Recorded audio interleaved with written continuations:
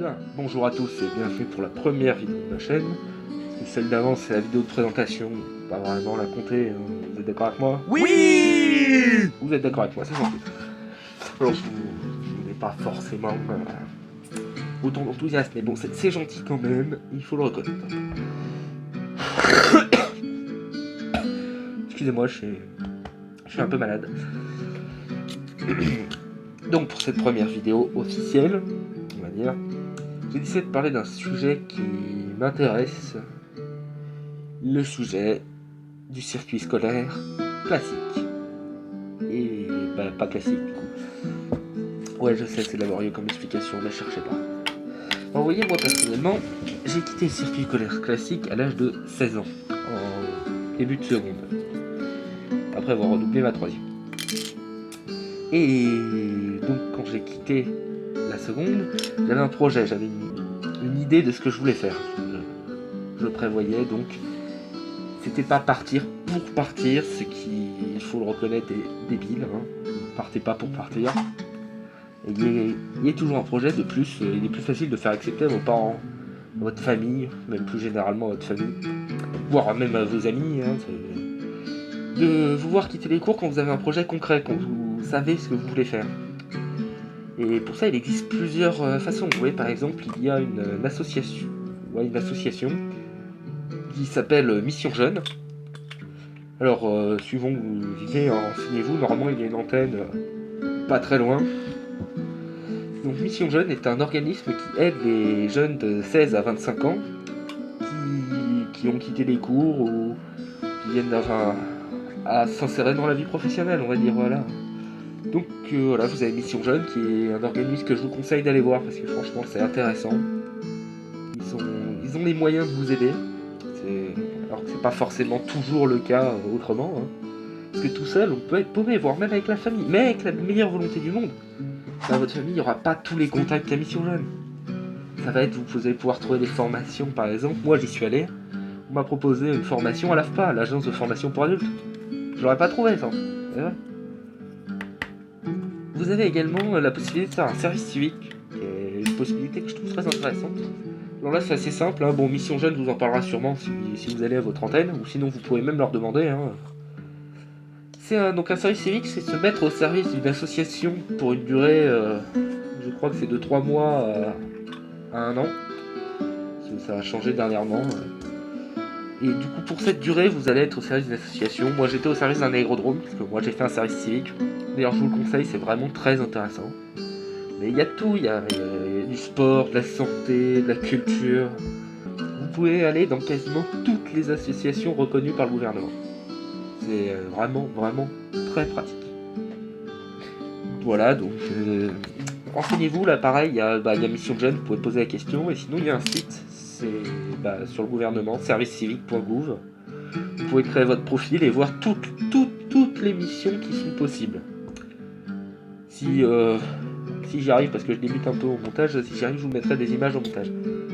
Le logo de Mission Jeune, les images du site des services civiques, et voire même des images de services civiques. Non, on verra. Peut-être que je serai fou, non mais... mais complètement dingue. Voilà, vous pouvez donc aussi chercher vous-même, mais bon, c'est compliqué. En plus, avant nos 18 ans, il est très très difficile d'entrer sur le marché du travail. Pour la simple et bonne raison que c'est compliqué d'embaucher un jeune de moins de 18 ans dans quelque organisme que ce soit. Ça existe évidemment, ça existe. Et si vous connaissez quelqu'un qui veut vous embaucher, foncez, il n'y a pas de souci. Donc comme je vous le disais, vous pouvez aussi y aller tout seul, mais c'est vraiment très compliqué franchement. Et d'ailleurs si vous voulez vraiment un conseil, il faut essayer d'avoir le bac. Hein, restez au moins jusqu'au bac. Vous n'êtes pas obligé de faire des études supérieures, mais avoir le bac ça va vous aider. Il y a plein qui disent qu'avec le bac on trouve pas de boulot, et c'est vrai, seulement le bac, tu trouves pas forcément du boulot. Par contre, avec le bac, tu peux faire des concours, des formations, plein d'autres choses que tu peux pas faire sans. Vous voyez, tiens, un exemple. Moi j'ai voulu entrer dans la gendarmerie. Je suis en train de passer le concours, mais si j'avais eu le bac, je passais le concours de sous-officier de gendarmerie directement. Alors que là, sans le bac, je vais passer le concours de gendarme adjoint volontaire, qui est un métier très intéressant aussi. Mais je comprends que certains veulent veulent pas attendre, quoi, parce que là, je vais devoir faire gendarme involontaire qui a un grade inférieur au lieu de pouvoir directement faire sous-officier. Mais vous avez des exemples comme ça, par exemple, pareil. Avec votre bac, vous pouvez aller dans un BTS directement dans la profession qui vous intéresse. Vous pouvez pas forcément le faire sans. Avec le bac, vous pouvez réfléchir. Vous avez des tas et des tas de possibilités. Sans, c'est beaucoup plus compliqué. Alors après, je ne dis pas si vous avez vraiment un projet que vous savez qu'il est possible de faire sans le bac, et ben allez-y. Faut pas avoir peur de aller au bout de son idée. Surtout pas. Et même si on vous en empêche, même si on essaie de vous casser votre rythme, alors je sais que c'est difficile, mais allez-y, foncez. Foncez, et j'ai envie de dire même, plus on essaiera de vous ralentir, plus vous accélérez. C'est toujours important d'aller au bout de ça. Bien donc, voilà, rappelez-vous de ça. Vous avez plusieurs moyens. Quittez les cours à l'âge de 16 ans, à l'âge de 18 ans, enfin, n'importe quand. Sans diplôme, c'est pas forcément une fatalité. Ne croyez pas, je sais pas moi, le tonton raciste, ou alors le cousin chiant, ou le frère casse-couille, ou la maman stressée. Enfin, je sais pas, je vais faire tous les stéréotypes si vous voulez, mais ça va être long, je vous préviens. Enfin bon, non, d'ailleurs, je vais pas le faire parce que même moi, ça m'emmerde. Mais surtout, essayez de vous écouter vous. Si, je sais pas, moi, si par exemple on vous demande de faire des études d'économie, vous, l'économie, bah ça vous compte pas, restez pas là. Vous vous engagez dans un truc pour travailler toute votre vie. Essayez de prendre un truc qui vous plaît au moins. Au minimum. Je vous dis pas que vous pourrez forcément faire le métier de vos rêves. Ah,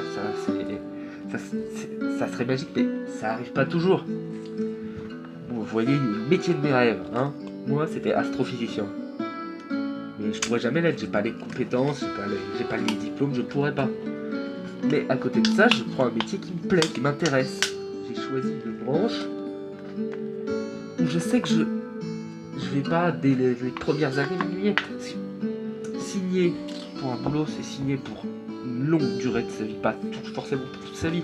On peut se réorienter, mais ça aussi c'est compliqué, donc prenez un truc qui vous plaît. Surtout, cédez pas à la pression du groupe, de la famille. C'est pas parce que papa il est gendarme qu'il faut être gendarme, c'est pas parce que maman elle est infirmière qu'il faut être infirmière. Choisissez votre propre voie. C'est sûrement la chose la plus importante de votre vie. Vous ne laissez pas dicter vos choix. Enfin d'ailleurs là je vous dis, laissez pas dicter vos choix pour le travail, mais ça vaut pour tout. Hein. Si tonton il est raciste, bah tant pis pour tonton. Hein. Après tout, hein, voilà. On l'a dit, tonton raciste, je vise personne, hein, c'est juste le stéréotype. Hein.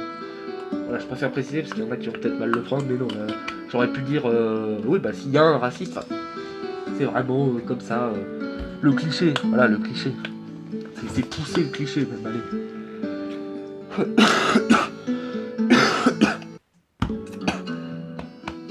Excusez-moi. Donc, il est vrai qu'après, c'est plus simple de trouver du boulot avec des études, c'est vrai, donc je vais pas vous mentir. C'est sûr que si vous avez un bac plus 3 en informatique, vous serez sûrement plus près que celui qui est parti avec son bac et qui a étudié à côté. C'est vrai, non, ça aide. Mais si vous voyez que ça marchait pas, si vous voyez que c'est pas pour vous, il y a des gens que ça marche pas, c'est tout, il n'y a aucune honte à ça, hein. C'est pas un problème. Même si on vous le dit que c'est un problème. Parce qu'on va vous le dire, c'est obligé. La société veut qu'on soit de plus en plus diplômé, de plus en plus dans des rails propres. Mais chacun est différent. Et c'est aussi ça qui fait notre richesse. Hein, franchement. Quel serait l'intérêt d'être comme son voisin? Imagine, vous appelez Michel, le voisin s'appelle Michel, vous faites une raie sur le côté, le voisin il a une raie sur le côté, vous habillez en smoking. Le voisin il s'habille en smoking, non, on se ferait chier, franchement. Hein, imagine ta copine, ou ton copain, parce que ça marche pour les deux. C'est toi. Non mais ça serait pas drôle. Voilà, il faut de la diversité dans le monde. C'est ça qui fait la richesse du monde.